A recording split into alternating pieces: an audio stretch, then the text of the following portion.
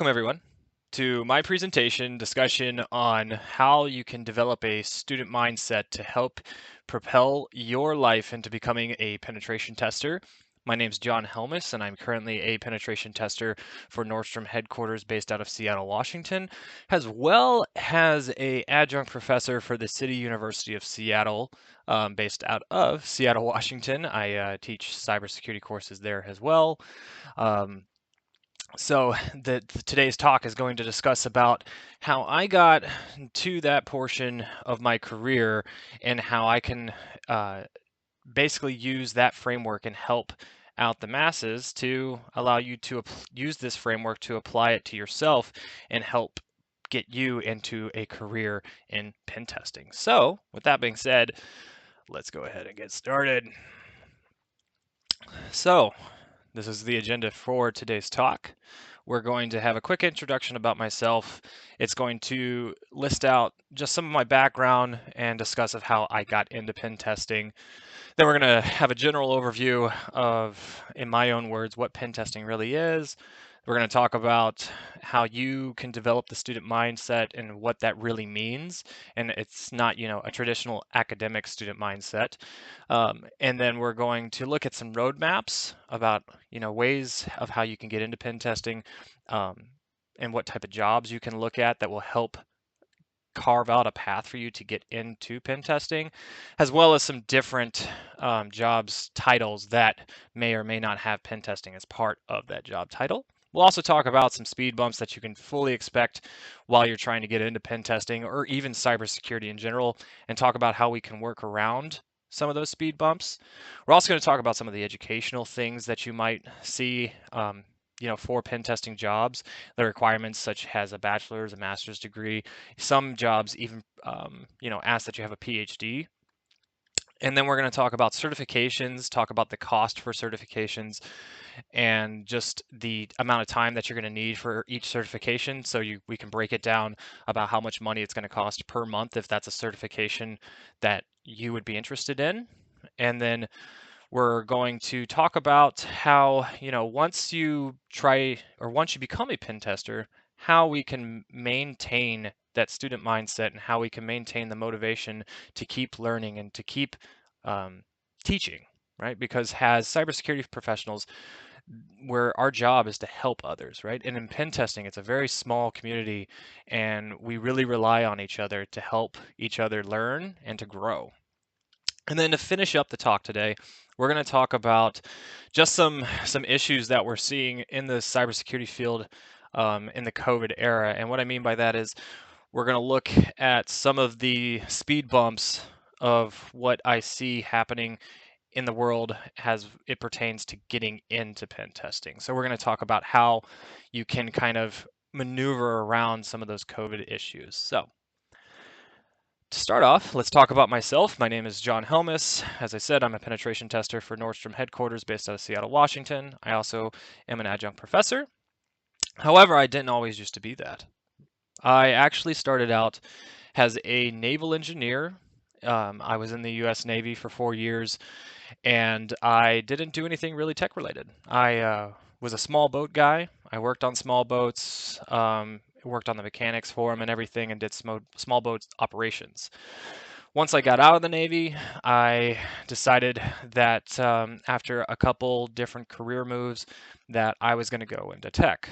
So I decided to get a bachelor's degree in information technology, and while doing that, I got a job as a help desk specialist. I moved up vertically within the company that I started out as a help desk specialist for, and became a firewall guy.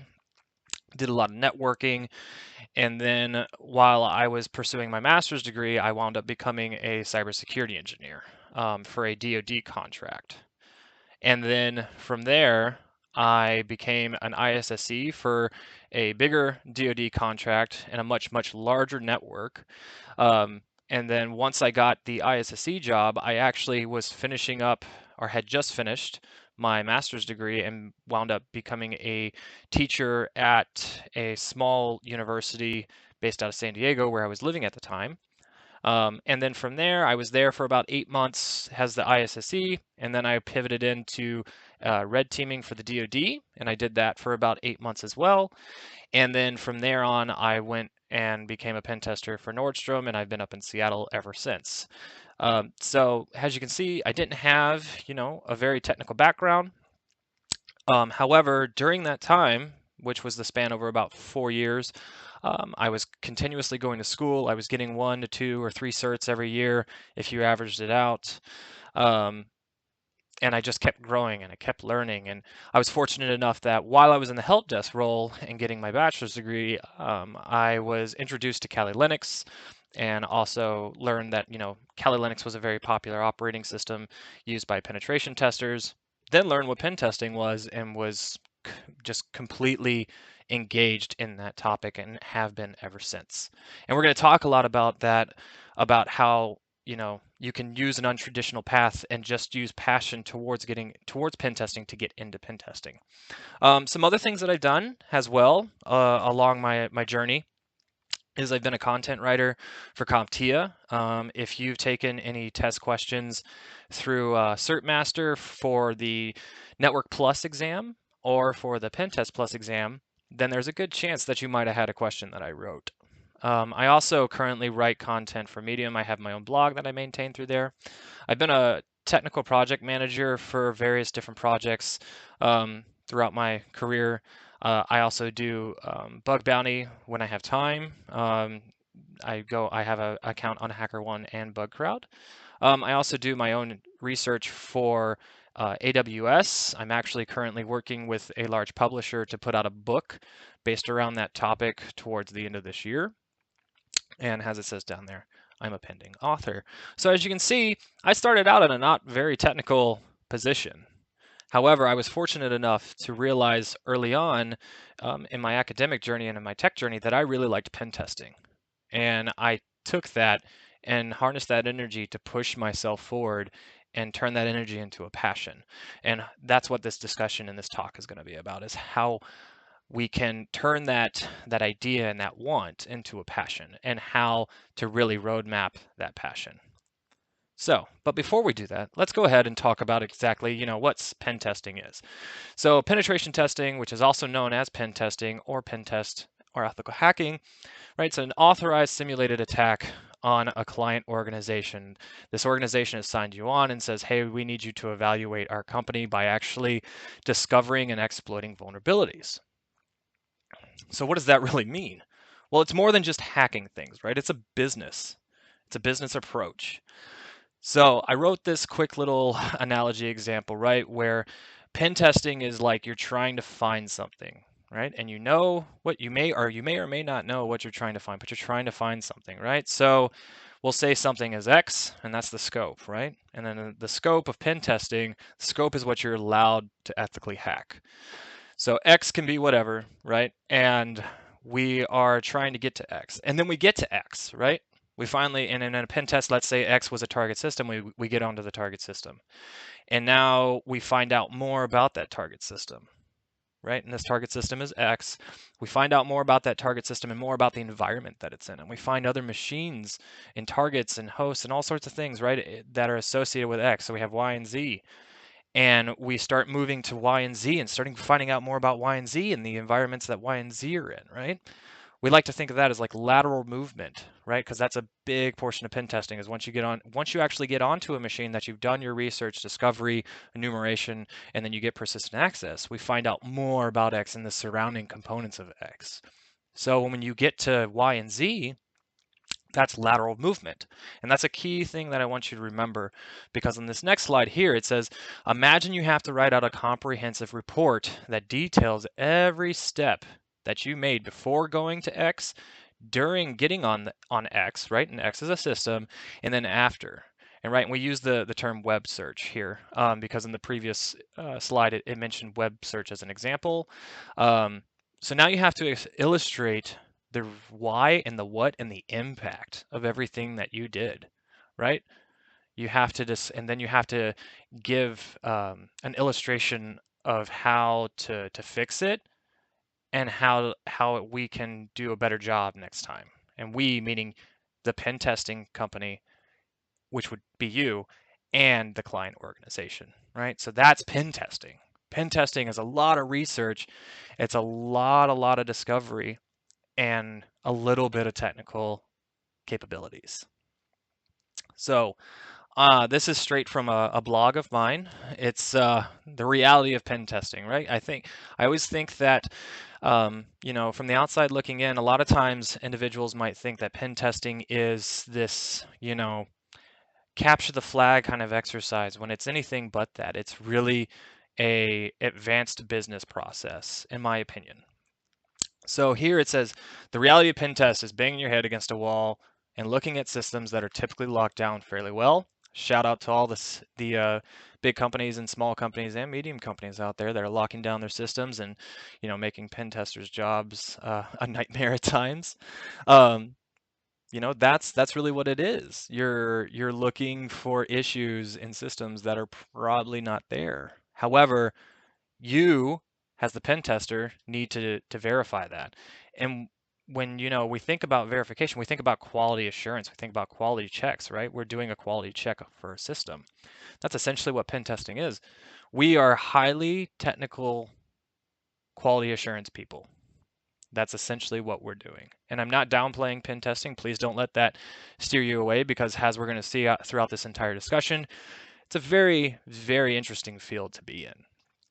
However, to note, penetration testing is probably 70% report writing and research and only actually 30% hands-on.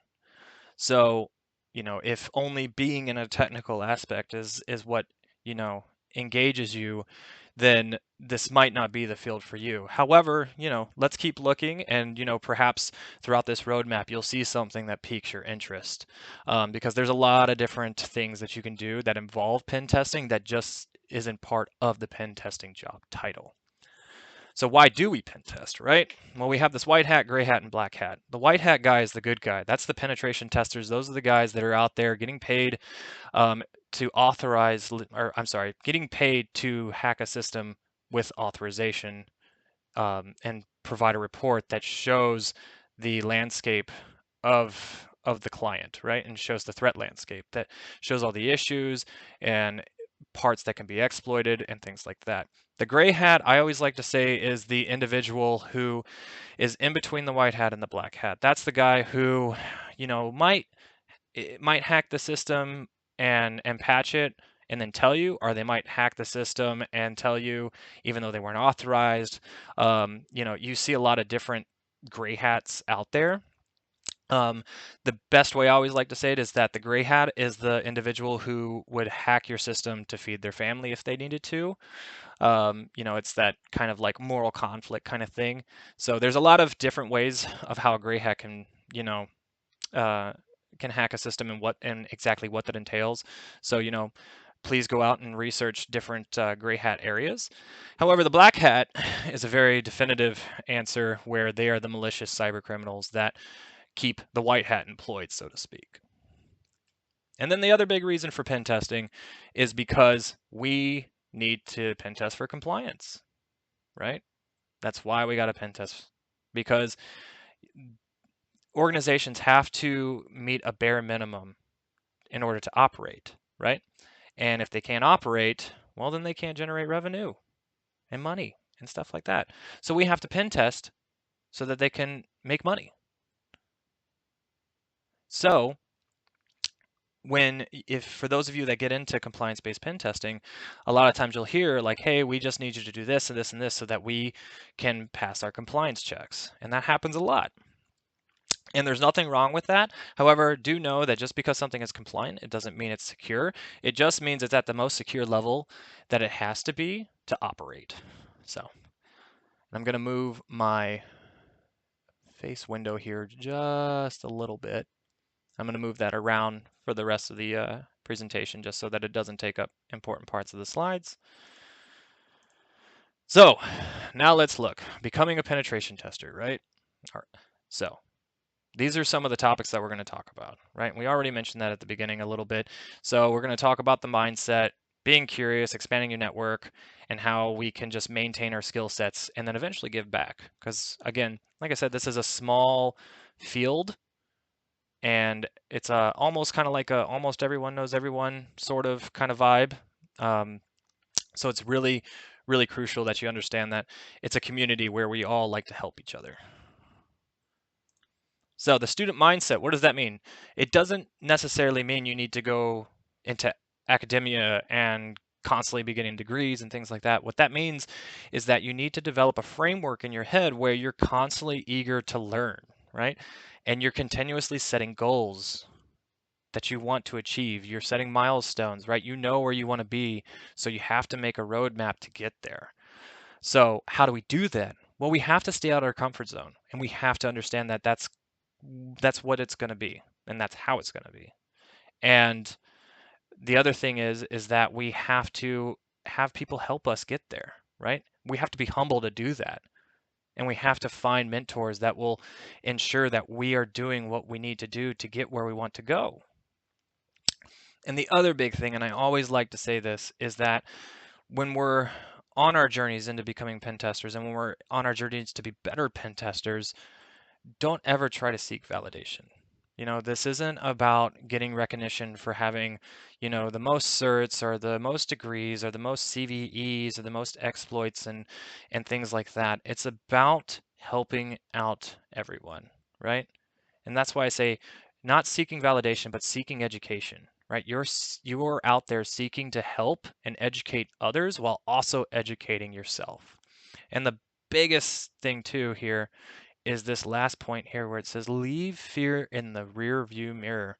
What that means is there are going to be plenty of times in your journey and in your career where you're going to be afraid of something, right? Or it's going to startle you and it might draw you back a little bit. Don't do that because otherwise that's pushing you back into your comfort zone. And if you don't stay out of your comfort zone, you're not going to be able to grow. So you really have to look at fear and just move past it. So let me move my window a little bit. We have to be curious. Penetration testers have to be curious. They have to be eager to want to learn and understand how things work, right? You also have to be creative. That's a big, big fun portion of this career field, in my opinion, is that we get to be creative, right? Um, we get to tinker around and look at things from a different angle, and we get to like write up things that might not be so traditional.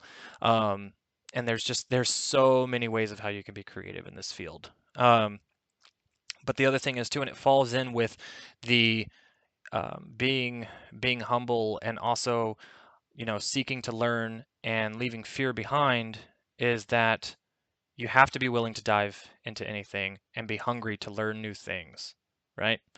And as it says down here, being a pen tester is about being a jack of all trades, but a master of none. And what I mean by that is that a pen tester has to, again, be a tinkerer and want to do a little bit of everything.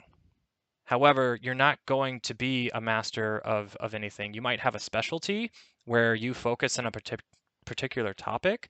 However, that doesn't mean that you're going to master it because, as we have seen, technology is continuously evolving and continuously changing. So if you master something one day, it might change the next day.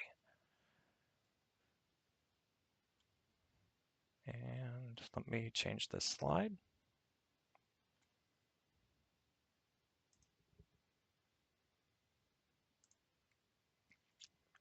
So what's the next portion? Growing your network. This is a big, big thing that I feel is not talked about a lot, right? This is one of the things that's going to really help push your career field forward. It's what helped push mine forward. Um, I essentially got into cybersecurity because I had a couple certifications and I had a degree. However, I didn't know a lot of individuals in cybersecurity that could help me in. And eventually, I met someone who was an ISSO and uh, basically hired me on to be part of their DoD contract as a cybersecurity engineer. So, with that being said, that was a big, big help to get me into cybersecurity.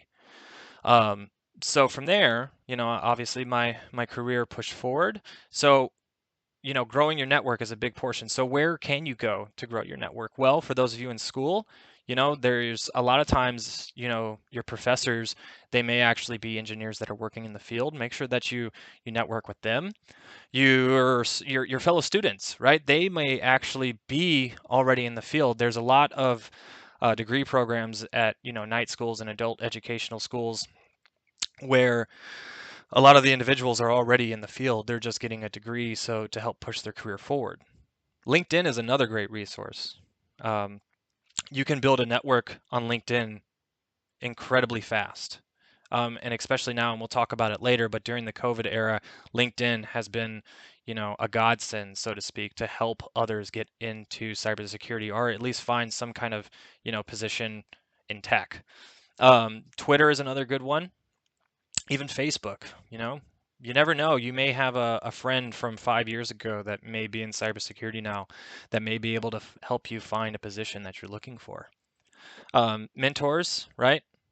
And mentees, you may actually have someone that you are helping out that's already in cyber and they just look up to you, and they may be able to find someone to help push you into a position that you want to be in, that will get you into pen testing.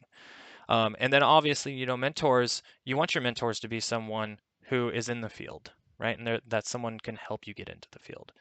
Conventions such as the ones now, right? During the COVID era, all this stuff is online, and we're able to network fairly easily, right? And a lot of these conventions are all free, they're all online. It makes it pretty streamlined to network, right? And then the other big things are like internships. I know with COVID, internships were canceled for a lot of companies and it did affect a lot of people. However, when internships become a thing again, it's going to be a really great way for you to get your foot in the door somewhere. And then, of course, on the job training, right? Any place that is offering on the job training, rather it's cheap labor or if it's free, if it's going to help you get to where you want to go, then you need to take it. And that plays in part of being humble, is that understanding that you may not jump right into pen testing. You may have to start somewhere else, and that's okay. There's nothing wrong with that because it's all about the journey. Now, we've talked about our network, so now let's talk about how we can grow some of our technical skills, right? Because that is, while it may not be the huge portion of pen testing, it is a big portion, right? And we need to make sure that we can illustrate our technical skills. So how do we go about that, right? Especially when we're the outside looking in, right? So I have listed here some ways of how we can test our technical skills. So try Hack Me, Hack the Box, and VulnHub. These are areas where you can, access vulnerable machines to test your technical skills and to actually evaluate yourself, as well as read write-ups on older machines that are provided on these websites that allow you to learn how other people were actually hacking the machines, and it helps you develop a methodology in your head. Um, and then another good way is just reading books, right? Going on Amazon and buying a book every so often, or going into your local bookstore, whichever way is most comfortable for you, right? Just buy any book. And I can't recommend enough books. Just, if you think it's going to provide some value to you, then read it. However, obviously, because we're talking about pen testing, I always recommend anything that's security or computer science related. And then another great way is to get onto bug bounty platforms such as HackerOne and BugCrowd, right? So these are places where you can sign up and use their platform to hack actual websites. And if you find bugs, you report these bugs to the companies. And that's a great way to actually learn in real time how to um, pen test a actual live website, and to also understand what companies are looking for. So it allows you to assess and evolve your technical skill set in a real environment, while also teaching you a little bit of the business side, because you have to submit reports to the vendors. And then programming. Programming is a big thing, because it teaches you that analytical skill set, which falls in line with the pen testing mindset. And there's plenty of books and free online resources that you can use for that. So now that we talked about how we can grow our network and our technical skill sets, right? We've learned how to work with people and what we need to do with people, and we've learned about the technical side and how we need to grow our technical skill set. The next portion would be, okay, well, I want to start looking at jobs and start, putting some feelers out there and seeing if I can get an interview or something. However, then you might hit a roadblock or a speed bump or something, right? And you may get back from HR saying, "Oh, I'm sorry, um, we're going to be going with another candidate," or something like that, right? And so these are some of the speed bumps that I see individuals trying to get into pen testing and trying to hurdle over. So lack of experience in security programming or just anything that's technical, right? Those are going to be some of the big issues. And if you get that, then you need to backtrack a little bit and build up your technical skills a little better using the resources that we just talked about. Lacking certifications, right? A lot of times we want to get the big juicy certification and we don't realize that there's other smaller certifications that can help build up to that. And those smaller certifications will also help get us positions that will lead us into pen testing, right? And we'll talk about that here in a couple slides. However, if you're starting out, don't go after the big certifications, right? Go after the smaller ones so that it can help build your career. And then lack of job openings, right? I'm from a small town in North Carolina where there is no pen testing jobs, and I don't even know if there's any cybersecurity jobs. Um, I couldn't get a job there if I lived there. So, however, now I live in Seattle, Washington, and there's more jobs than there are people. So, you have to follow where your career is. And if that changes where you are geographically, then, that might be something that you have to do. And then a lack of motivation. Burnout is a very real thing in the pen testing field because we're constantly engaged, we're constantly learning, we're constantly doing a lot of things. If you're a pen tester or a very passionate cybersecurity individual, you're probably running and gunning 12 plus hours a day. And it's really easy to get caught up in all of that and not take a break and smell the roses. So make sure that when you develop your roadmap and when you are looking at ways of how to get where you want to where you're at and where you want to be, that you make sure that you create a realistic timeline that allows for some buffer for you to relax because, you know, while it is a fun journey and it's really easy to get tied up into it, your body and your mind can only handle so much. So make sure that you take a break. So, now that we understand some of the speed bumps, we understand how we can work with people to try to get into pen testing, and we've learned some different areas of where we can grow our technical experience without actually even being in the field.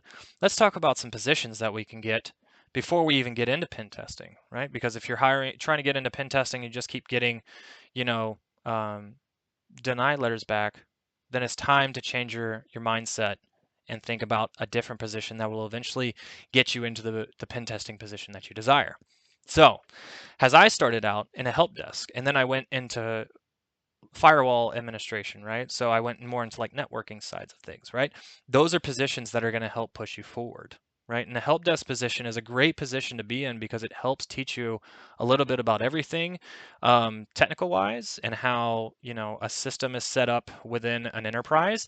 It also allows you to solve technical problems with people, and a lot of those people may not be technically competent, right? So it teaches you how to solve these problems in a less technical way, which is a great skill set to have.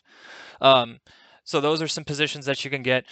There's a bunch of different security specialist positions that you can get. Like I was doing vulnerability management. I've done some information assurance stuff. Those are some good positions that you can get into. Um, there's SOC, just being a security engineer, working in the cloud, right? These are all going to be great positions that are going to be great to have on your resume if you're trying to get into pen testing.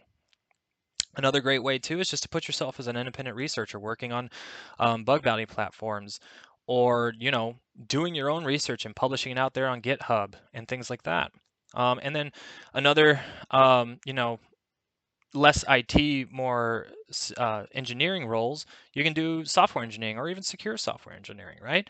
Where you're actually building programs. Those are going to be some great positions that are going to help pivot you into pen testing. So again, these are all great positions to have before getting into pen testing. And these are going to be positions that if you can't get into pen testing, start looking at roles like this and growing from there. And then once we actually look at pen testing, right? So we looked at all the roles that can help us lead into pen testing. So what are some pen testing roles, right? Because you don't have to go on LinkedIn or Indeed and just type in penetration tester. These are some other roles that you can look at that actually do a lot of the offensive security pen testing kind of qualities, right? So of course there's the penetration tester. There's red teaming, right? You can be a red teamer, red team engineer. Um, those are going to be the individuals that are off going and doing um, offensive security operations. And then there's offensive security engineers, right? And a lot of time I see that position title mingle with the word penetration tester. Application security engineers, where you're actually helping secure code and you're helping application engineers write better code and build better programs and better systems. Um, of course, there's ethical hacker. I still see that position pop up every so often. It's really just, you know, it's a penetration tester with just a different word, right? So, but you may see that. Exploit developer, right? That's gonna be the individual who's actually going to be hacking applications and developing exploit code. And then you can be a consultant, right? Um, you know, a lot of times smaller firms, you're just going to be a consultant, and you'll do penetration testing, you'll do vulnerability stuff, and anything in between, right? And then purple teamer. A purple teamer is someone who is going to be between the blue team and the red team, right? And so the key quality there is that they have to understand red teaming and pen testing, and typically have a background in pen testing. Um, and so the great thing there is that, you know, the purple teamer is really a good position to have after you've done pen testing for a while. However, say, you know, you might be looking to spice up your life a little bit. Purple teaming is a good position, or a good job title rather, to look at. So now that we know how to network, we know the technical skills that we need to build up, and we also understand some of the job titles that we can get before we get into pen testing, and then understand some of the job titles that may have pen testing in them. Now we need to understand the educational requirements and then also the certification requirements. And some of this may come off a little biased. I have a bachelor's degree and a master's degree, and currently pursuing a PhD in cyber operations at the Dakota State University. So you know, I may present a little bit of bias here. However, I do think that going to school for some is very good, because it's something that requires you to push yourself, right? You have assignments that have deadlines, things like that, right? So if education is something that you look at and is something that interests you, these are some of the degrees that you can get that are going to help put you in the right place to become a penetration tester. So computer science, cybersecurity, those are pretty obvious, right? Information systems, computer engineering, those are going to be some really good degrees to get if you want to go become a penetration tester, or even do any of those positions that we mentioned to help get you into pen testing. An MBA, especially if you want to eventually become management within, you know, cyber operations and offensive security, an MBA is a pretty good degree to have. However, I wouldn't recommend to get that, you know, straight out of the gate, right? Coding boot camps are really good. Those are really good. Those are going to help secure you a job as a software engineer if that's something that you're interested in. And then even criminal justice. You know, I see a lot of individuals that have criminal justice degrees, just because you understand how rules work with culture, and that's a big part of being a pen tester. Is you have to understand the culture of your clients and your businesses, and how that culture plays with security and how security plays with that culture. So in a lot of pen testing jobs that you see, you're going to see where it says, you know, a bachelor's degree is typically required and a master's degree is typically desired. So, and what I mean by that is a lot of teams that I've worked on over the past few years, a lot of the individuals, unless you have 20 years or 15 years of experience, they would love for you to have a master's degree. And in the terms of creating a roadmap, having a master's degree is going to make you that more competitive, right? Um, and it's it's just one of those things that's going to help kind of make you a unicorn a little bit. And I'm not saying go off and get multiple master's degrees, but at least having one is going to help you, right? And then down here, I also state like, hey, if you want to stay competitive, stay in school, right? Because it's just a great way to keep yourself in that learning mindset, because you constantly have to have assignments due, and things like that. So now let's talk about some certifications, right? So let me move my little window here. And so these are some of the certifications that we see to help get you into pen testing and also maintain yourself as a penetration tester. There are some certifications that are not on here. However, I wanted to put some of the more entry-level ones as well as the higher level ones that will help get you into pen testing. So I'm not going to read this list right here because we're about to actually break them down, but we're going to look at like the cost of the exam vouchers and how much time you're going to be spending on it. And also, for those of you on the outside looking in who may or may not be in cybersecurity at all, or even have a technical background, I want to mention the how hard it might be to pass that exam without any kind of industry experience. So the CompTIA Security Plus, right? This is a great certification that's going to help build your knowledge base of just the security basics. For those of you that go through like bachelor degrees too, there's a lot of material in most cybersecurity bachelor degrees that follow the Security Plus. So for those of you that are in school right now for cybersecurity, um, you know, do two things at once, and while you're going to school, also take the Security Plus, right? So how much is it? It's $350 for a voucher, and you're probably going to spend about $200 on extra materials. So that can be extra books, videos, test books, things like that, right? Takes usually about 1 to 3 months of consistent studying. So I say consistent for this. That's probably about 2 hours a day.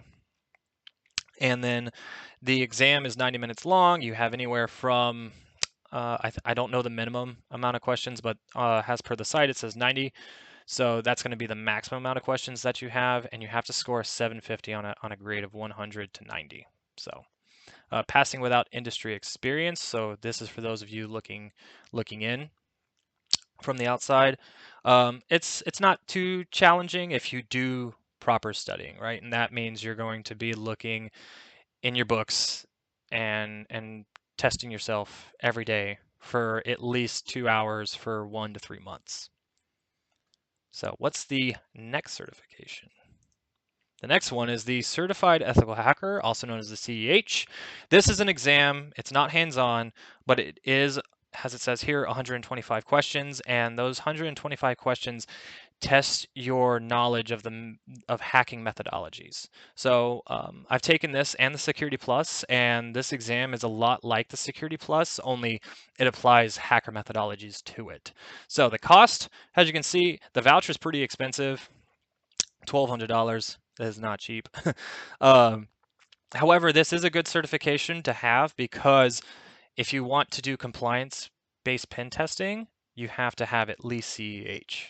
And there's other certs that you can have too, and we'll mention that, but CEH is the bare minimum if you want to do compliance-based pen testing. So how long does it take with, consistent studying? Again, that's 2 hours or so a day. 1 to 3 months would be expected. The exam is 4 hours long, and you have to have a 60 to 85% to pass. And that depends on the exam that you give you.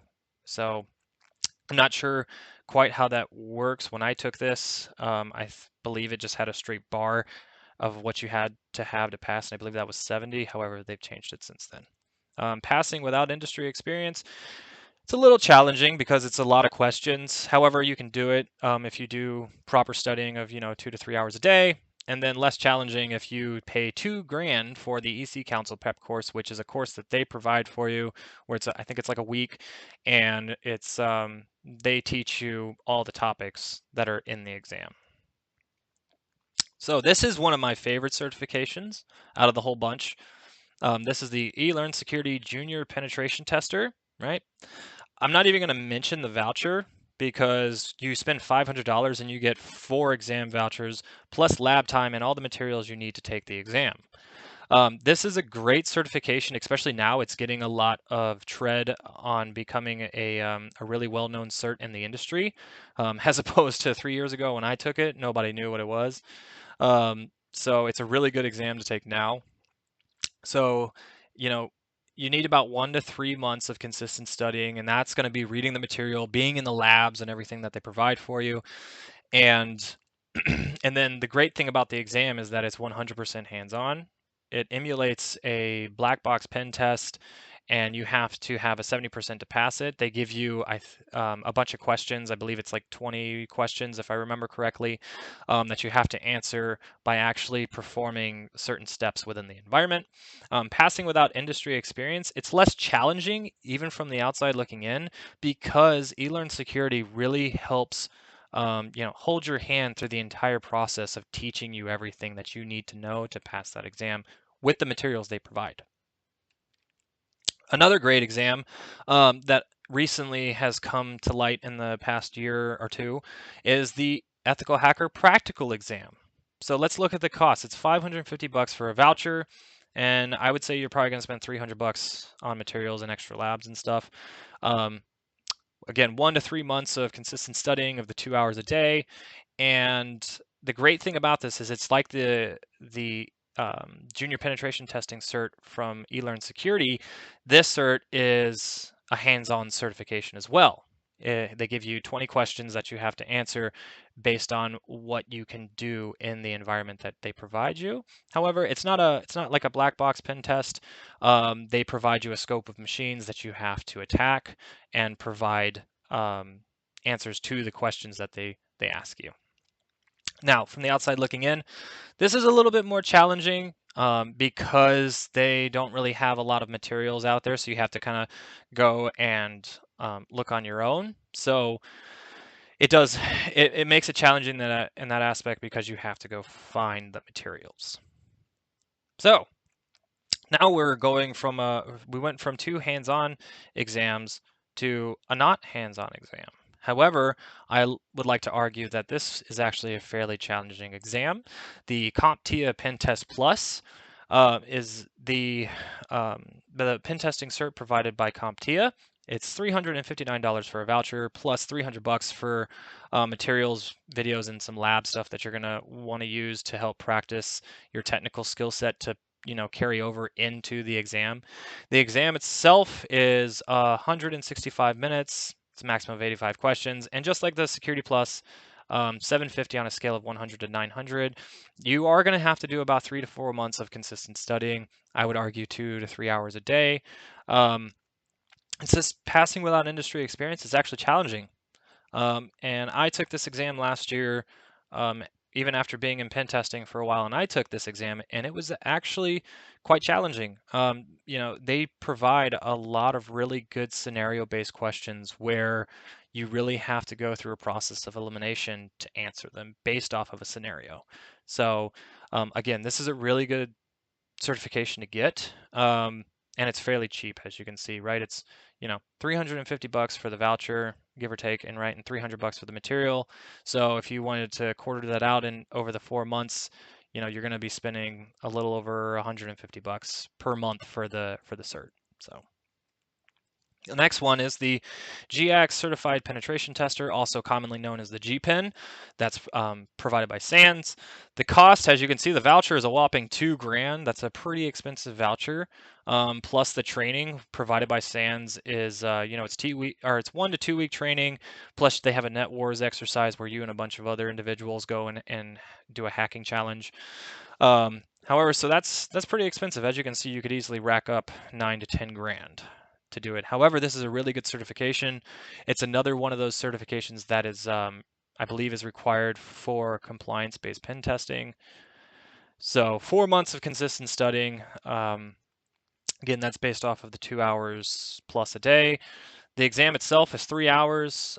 You have 82 to 115 questions, and you have to get a 75 to at least pass. So passing without industry experience, fairly challenging, right? Without um, any kind of industry experience. And then it says less challenging with studying and the efficient index. So the efficient index, what that means is that you're actually able to take your study materials and bring them in with you and use those as references to pass the exam. So when you're going through in the test center, because this isn't a hands-on certification, it's you go and take it in a test center and you can take your books with you. So create an index of crucial points that you may or may not be well diversed in so that you can reference those during the exam. So now we have the Certified Professional Penetration Tester, also known as the ECPPT. This is a eLearn security certification. The cost for it is $1,600. That's with materials, labs, and an exam voucher. Again, they provide everything for you. And then I would say 2 to 4 months of consistent studying. I would argue that 2 hours may or may not be enough, just depending. And then the exam itself is 7 days long. It's a actual real life pen test where they don't give you any questions or anything. They just give you a rule of engagement that tells you what you need to do. And then you go and do that over 7 days. And then you have 7 days after that to write a report and submit it to eLearn Security. So this is a really good certification for those of you that are looking to get some real life knowledge in how penetration testing works, because this really hits the nail on the head of how they do it. It's fantastic. Passing without industry experience, it's going to be challenging. However, because of how eLearn Security operates and how their certifications are, they provide you everything you need to pass the exam. So if this is a certification that you decide to get, they're really gonna, the material that they give you is really gonna help you strive and achieve and pass the exam. So, and then we have the big cert that I'm sure a lot of you have heard of. It's the Offensive Security Certified Professional, also commonly known as the OSCP. The cost for this certification is $150 for a voucher. However, on the initial purchase, when you're deciding to get the labs and the material and all that stuff, you're going to spend about $13.50. You're going to get the exam voucher, the materials, and the labs. And you only get the labs for 90 days. And for a lot, I hear a lot of individuals like to get an extension on the lab so that they have the labs for 6 months. If you want to do that, you're looking at another $800. However, I would argue that you might not need that. There's other resources such as TryHackMe, VulnHub, and Hack the Box that you can use. However, I'm not saying you don't have to do the lab extension. If you feel that that would give you a good return on your investment while going through the journey of getting OSCP, then absolutely do it. However, I would baseline that this certification is probably going to cost you about $350. Or I'm sorry, not 350. It's going to cost you about $1,500 altogether. So, how long does it take to get this? On average, and again, this is the rule, not the exception that I've seen over the past few years, 6 months to a year, right? And I see individuals that get it done in less time and other individuals that it takes them more time. However, the average is about 6 months to a year. And that's with consistent studying. And you can read a lot of stories of individuals out there that studied, for 3, 4, 5, 6 hours a day, or completely lost their weekends because they spent the whole weekends or their whole weekend just studying for this exam.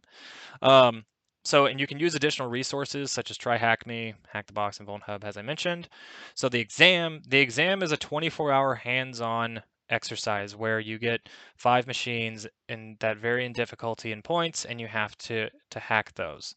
And then you have 24 hours to write a report after you've hacked, however many machines you get into. So passing without industry experience, this is a very, very challenging exam.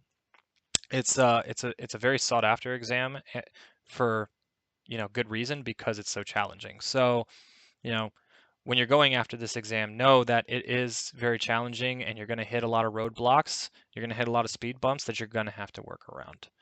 So those are the certifications that I recommend you look at in that order, right? Don't go straight after the OSCP. Look at some other certifications that are going to help build your career into pen testing. However, now that we've talked about, degrees and certifications, let's talk about some of the skill sets that we need to develop as well. So programming, do you have to be a programmer to be a penetration tester? Absolutely not. I am not a programmer. I can, do some scripting and things like that, but I'm not a software engineer or a programmer by any means.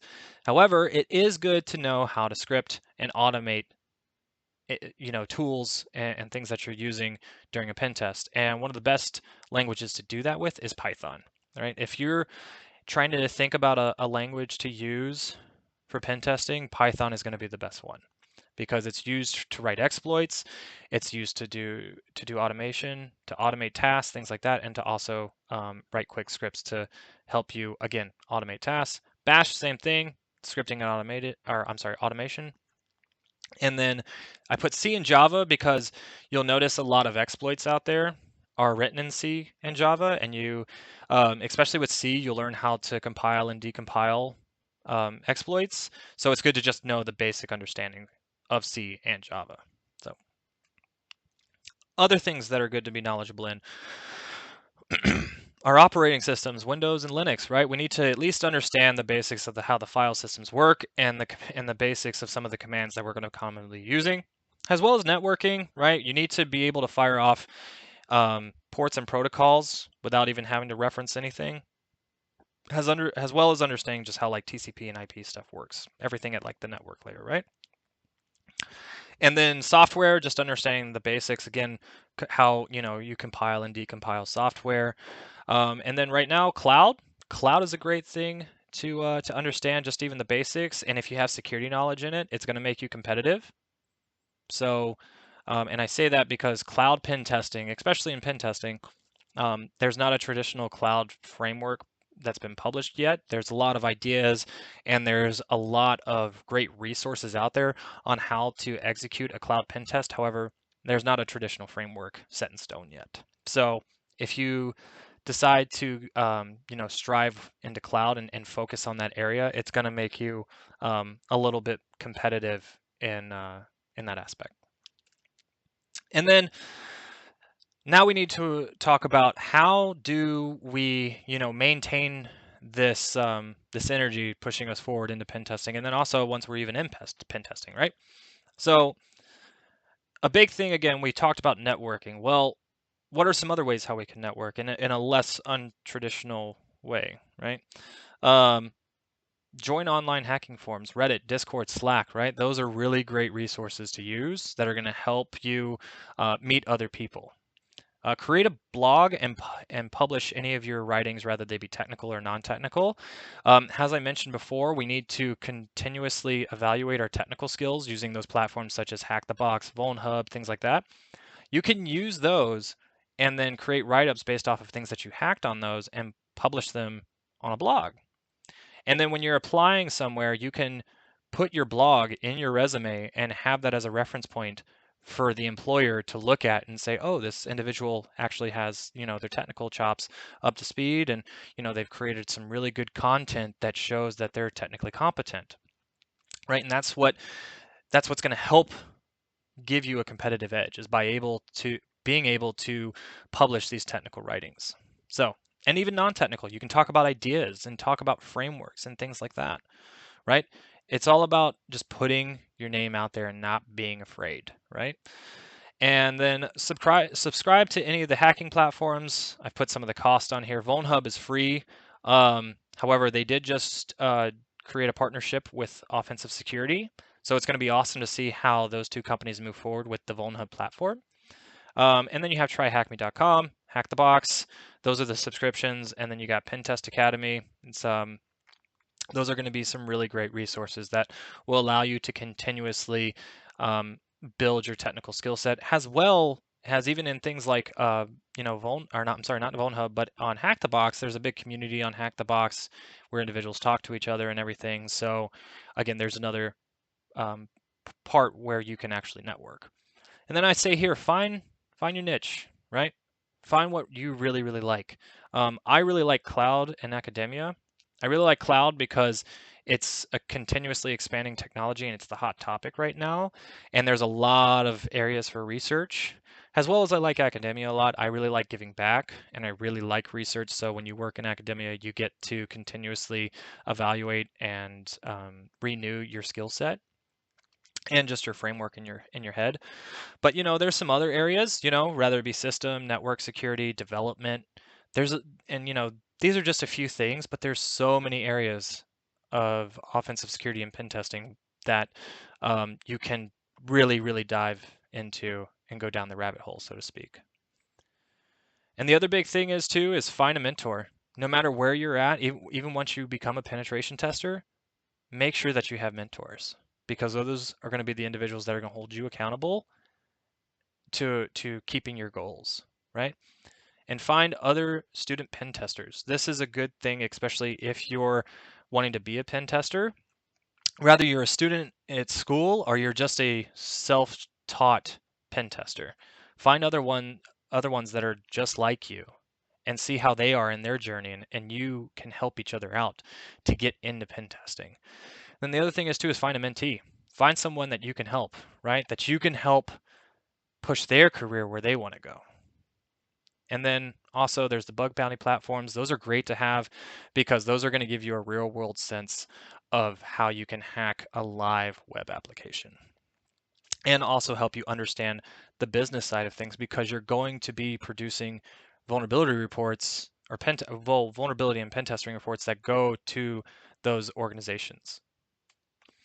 And then to finish off, I wanted to talk about the challenges that we're seeing during the pandemic era, right? Because COVID it's really thrown the whole world for a loop, right? So what's something big is remote work has become very, very popular, right? So it's making things competitive. However, it's also opening things up for a lot of us, right? So make your online presence visible, right? Through social media, through Twitter, through LinkedIn, things like that. You can really, really use this time to shine on social media. Another big thing is hiring freezes. We're seeing a lot of companies just freeze all the hirings altogether. So what does that mean? That means you might not be able to go get that job with that certain company that you wanted to get to, right? And we've seen this a lot right now, even with like interns. We've seen a lot of internships, kind of go away because hiring freezes and all that stuff. So what can you do to work around this? Well, go look at those bug bounty programs, see if you can build your skill set there and make a little money while you're doing it, right? And if you want to try another avenue, use your network, right? Go on LinkedIn, go on Twitter, Facebook, anything where you may know someone who can help push your career where you want to go. And the other big thing is too is and I want to add it's a great thing is that all these conventions that we're having right now, most of them are free and they're all online, right? And so, use that to your advantage and use that as a platform where you can get your name out there. And again, it all falls in line with leaving fear in the rearview mirror and being humble. So, make sure just don't be scared. Don't be scared to talk to anyone and make sure that, you're attentive and you listen and that, you're eager to learn what they have to tell you. And then the other big thing is layoffs and furloughs. We've seen a lot of individuals lose their jobs or have their jobs put on pause. So, and this goes more towards you, is that if you've been laid off or you've been furloughed, use this time to reassess your skill set. Maybe set a milestone that you didn't think you were going to have to set for a while, but COVID has no bias. So if it has affected you, use that time to better yourself, right? And it says go through steps 1 and 2. You know, make your presence your online presence on social media a lot bigger, and then also use your network, expand in your network, attend conferences, and look at other avenues of ways of how you can develop your skill set. And another big thing too, and I didn't put it on here, is, if you have a certification that you wanted to get for a while, I've seen a lot of individuals getting certifications currently.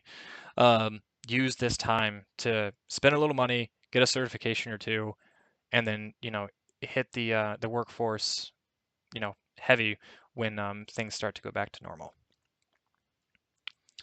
And then to close this out, in your journey, you're going to start out in your journey and you're going to have a lot of motivation, you're going to have a lot of energy, and you may have some self-doubt, but your focus and your determination is drowning that out.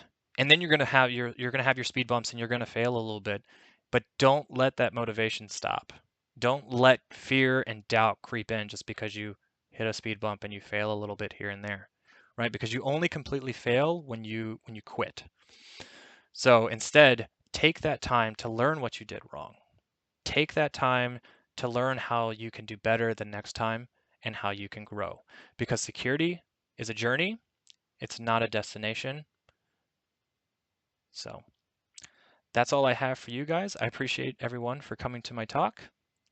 Again, my name's John Helmus, and if anyone has any questions for me, please feel free to reach out to me at my blog, or I have a pretty heavy presence on LinkedIn. So again, thanks everybody, and I'll see you around.